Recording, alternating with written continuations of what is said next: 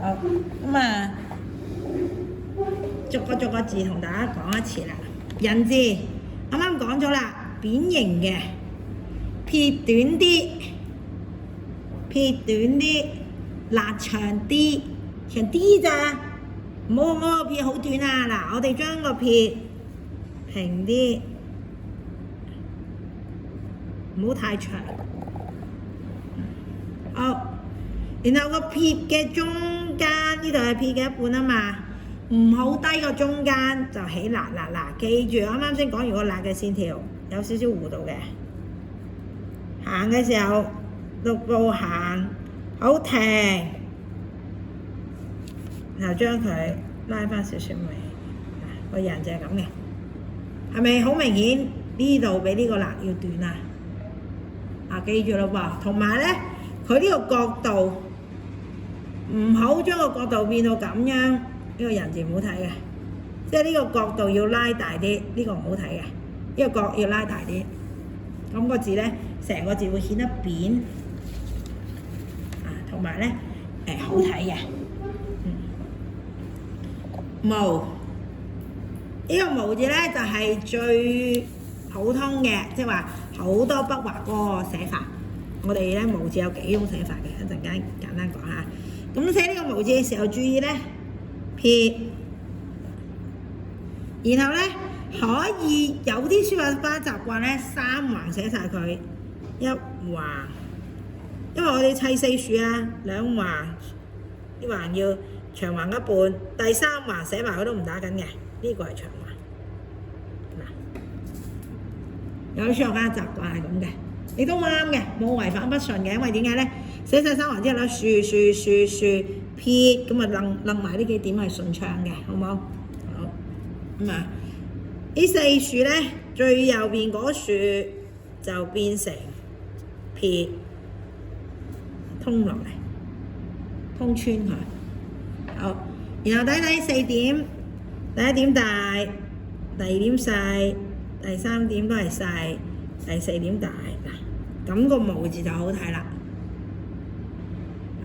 好，個毛字咧有幾種寫法嘅，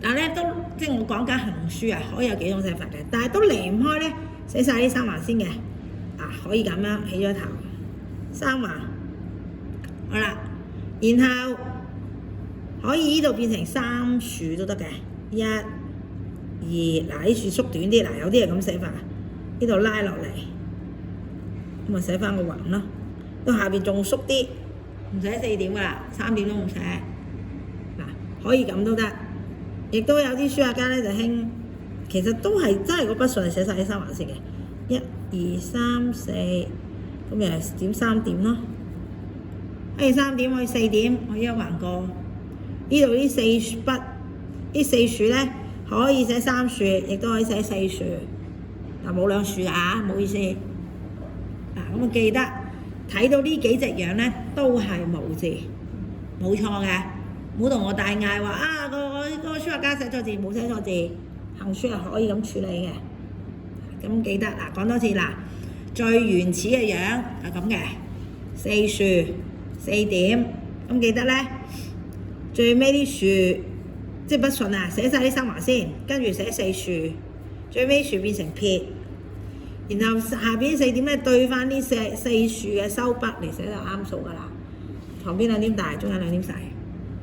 咁其他好多變化咧，可以最簡單，好似我呢個咁寫3豎，下邊變成一橫，亦都可以4豎，下邊係3點，即係下邊嗰4點可以寫3點，亦都係直接一橫過，一個短橫過 ，OK， 都冇錯嘅，睇情況運用啦。好，順字啱啱講咗啦，我略微咧嫌嗰個示範嗰個順字咧唔好睇，因為咧撇，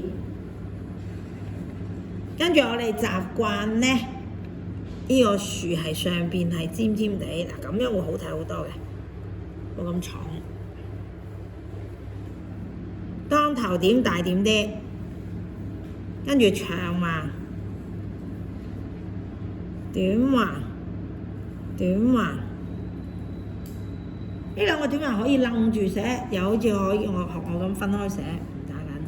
好，個口記得唔好開大口啦嚇，呢隻咪獅子嚟㗎，同埋呢度留翻嚟透氣啊！